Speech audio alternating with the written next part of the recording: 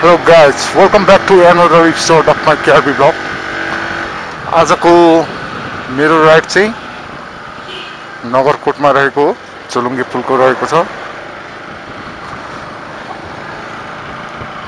मैले धेरै सुनेको त्यो ठाउँको बारेमा, तर गएको चाहिँ थिएन। आज जस मौका मिल्यो जानको लागि, सो म चाहिँ जाँदैछु झोलुङ्गे पुलतर्फ।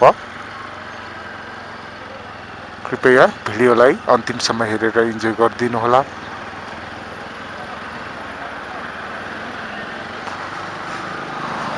मैले चाहिँ यो ब्लग ठ्याक्कै जगतीबाट स्टार्ट गरेको छु। अहिले चाहिँ हामी कमल विनायकमा आइपुगेका छौँ। अब कमल विनायकबाट नगरकोट तर्फतिर हामी राइट लाग्नुपर्ने हुन्छ।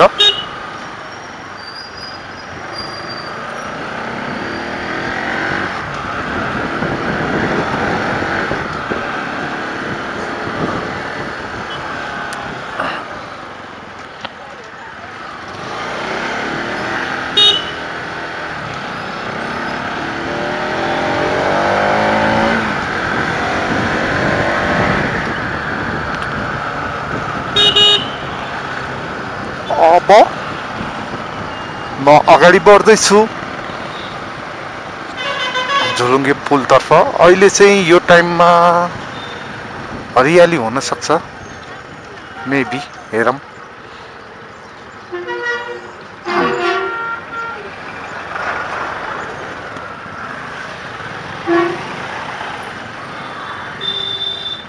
ल यो लेडिजले के गरे यार।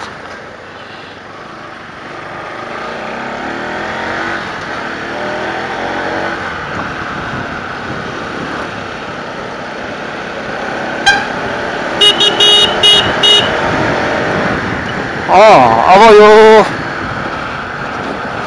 लन्चा फल्छ भन्ने चोकबाट चाहिँ हामी देब्रेतिर लाग्नुपर्ने हुन्छ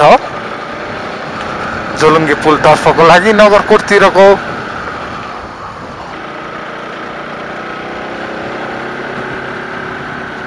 अहिले चाहिँ हामी तेलकोट भन्ने ठाउँमा आइपुग्यौँ। अब यहाँबाट हामी राइटतिर लाग्नुपर्छ। यो झोलुङ्गे पुलतर्फ जानको लागि चाहिँ राइटतर्फ अगाडि बढ्यौँ हामी। तेलकोट भन्दा तलतिर त बाटो त खाल्दा खुल्दी के हो। यता चाहिँ हल्का राम्रो रहेछ मास्तिर।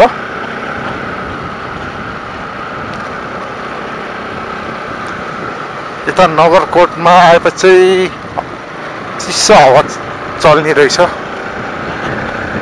सो यदि तपाईँहरू टाइम स्पेन्ड गर्न कता जाने भनेर सोच्दै हुनुहुन्छ भने नगरकोट अनि यो झोलुङ्गे पुल छ नि, यो चाहिँ एकदमै बेस्ट प्लेस हुनसक्छ तपाईँहरूको लागि। काठमाडौँबाट एकदमै नजिकमा रहेको।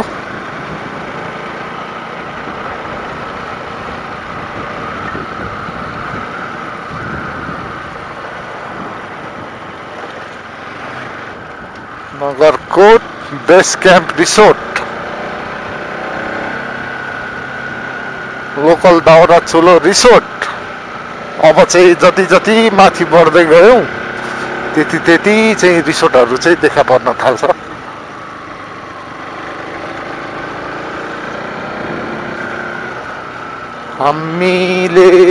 हामीले झोलुङ्गे पुल ऊ त्यहाँ पारी देख्यौँ। अब लगभग हामी नजिक आइपुग्यौँ, हो कि होइन?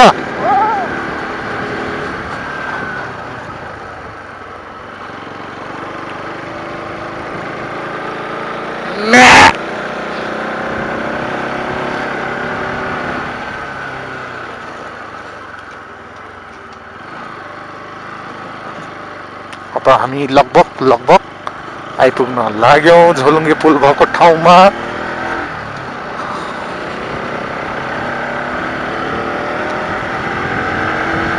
रमणीय छ त्यस ठाउँ। अरूले भनेको सुन्दाखेरि चाहिँ अब म चाहिँ गएको छैन अहिलेसम्म। हेर्दै जाउँ कस्तो रहेछ, यसो एक्सप्लोर पनि गरौँ।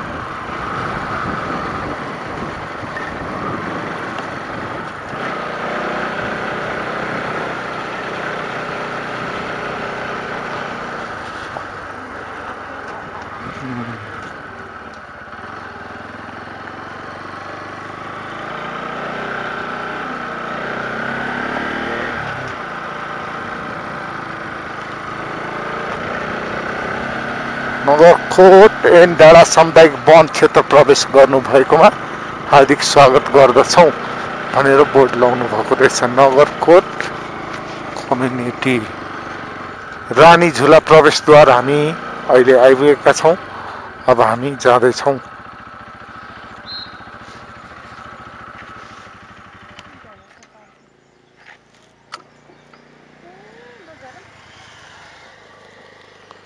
कि यहाँबाट जान पाइँदैन?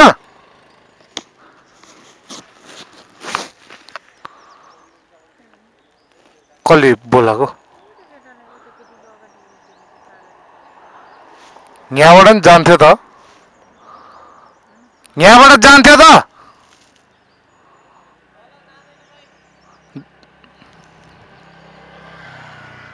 कि गएको त देखाएको थियो त, जहाँसम्म पुग्छ जाउँ है नि। ए हस्,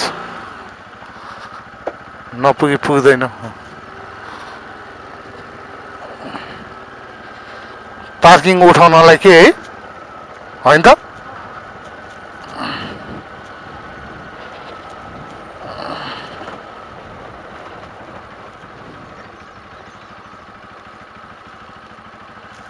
झोलुङ्गे पुल खोइ कता?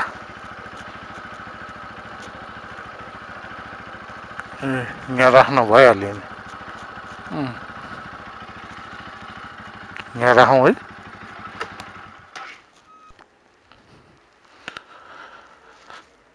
म चाहिँ फाइनली यो रानी झोलाको गेटमा आइपुगेको छु।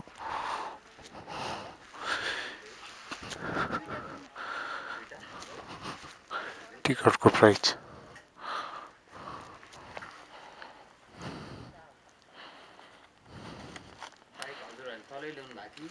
तलै ल्याएको।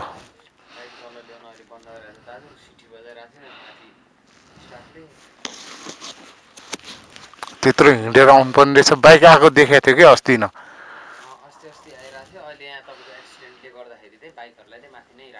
ए ए हुन्छ हुन्छ, हस् धन्यवाद।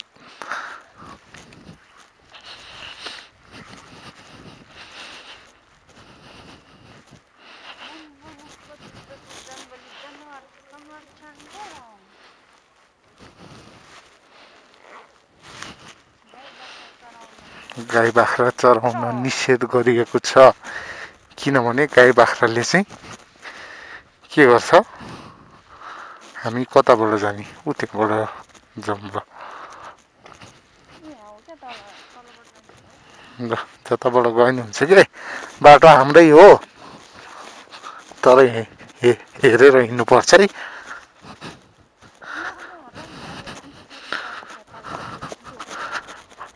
त्यस्तो बाटो त भिरपाखा हिँड्ने मान्छे पनि लड्छ त कहिले जिन्दगीमा। हो हो नि, यो सल्लाहको रुखहरू सबै नगरकोटको रानी झोलामा रहेको सल्लाहको रुखहरू।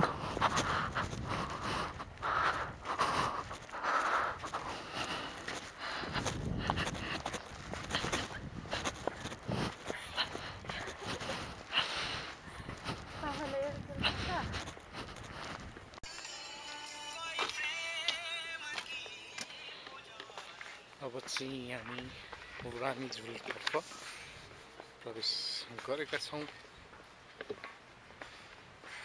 यो हेर्न सक्नुहुन्छ तपाईँहरू।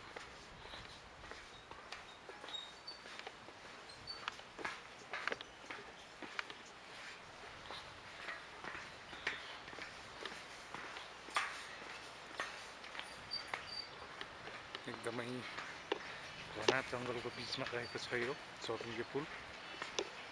गहिराई एकदमै धेरै छ, 200 मिटर लामो पुल रे यो, यहाँको स्थानीयको भनाइअनुसार।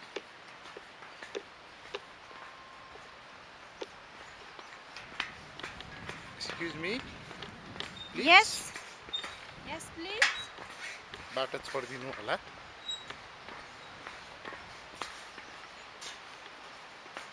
यो झोलुङ्गे पुल क्रस नभएसम्म म यो भिडियो बनाउँछु।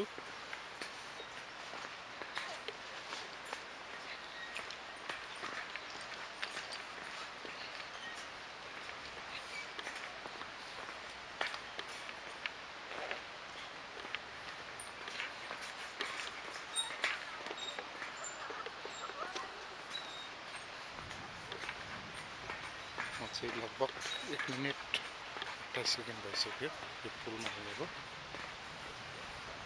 यो देख्न सक्नुहुन्छ।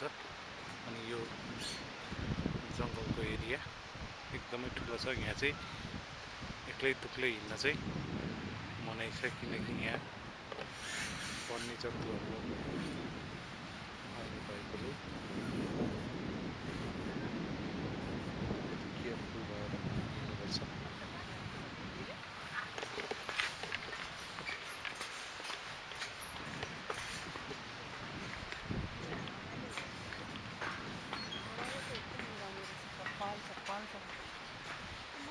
नेपालको फ्ल्याग दामी छ।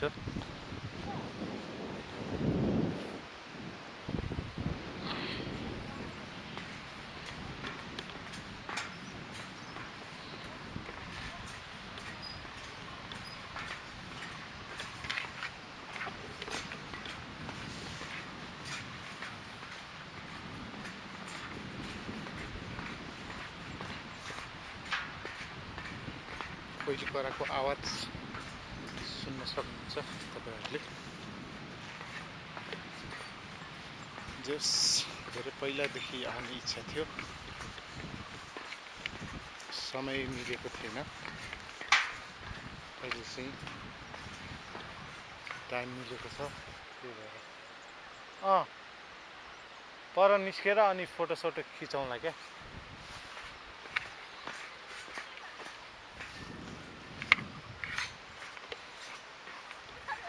कस्तो रमाइलो भइरहेछ। हामी कता आएको? नगरकोटको कहाँ यो? यसलाई के पुल भन्छ? रानी झुला पुल भन्छ के यसलाई? नगरकोट चाहिँ मेबी माथितिर पर्छ होला। ठ्याक्कै नगरकोटको टावर भनौँ न। नगरकोट यो पनि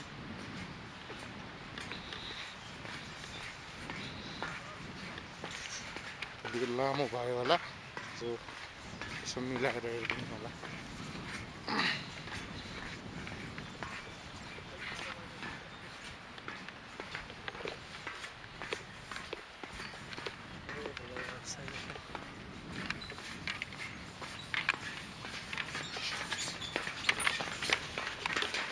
म चाहिँ दौडेर भिडियो बनाउँदैछु, किनकि भिडियो लामो नहोस् भनेर। सो म चाहिँ अब लगभग यो झोलुङ्गे पुल क्रस गर्न थालेँ, क्रस गरेँ भनौँ न।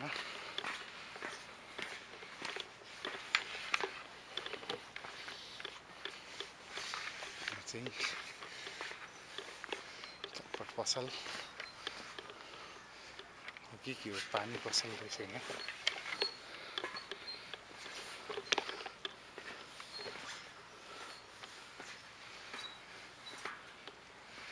फाइनली यो पुल क्रस गरियो, रानी झुला।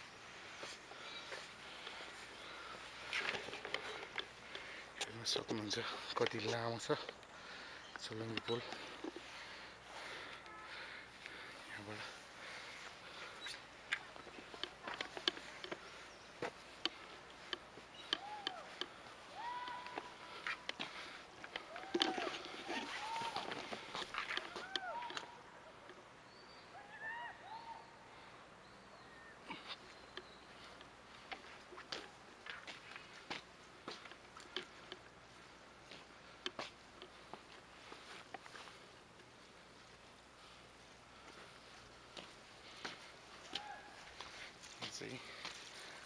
घरमा पानी आइरहेको छ।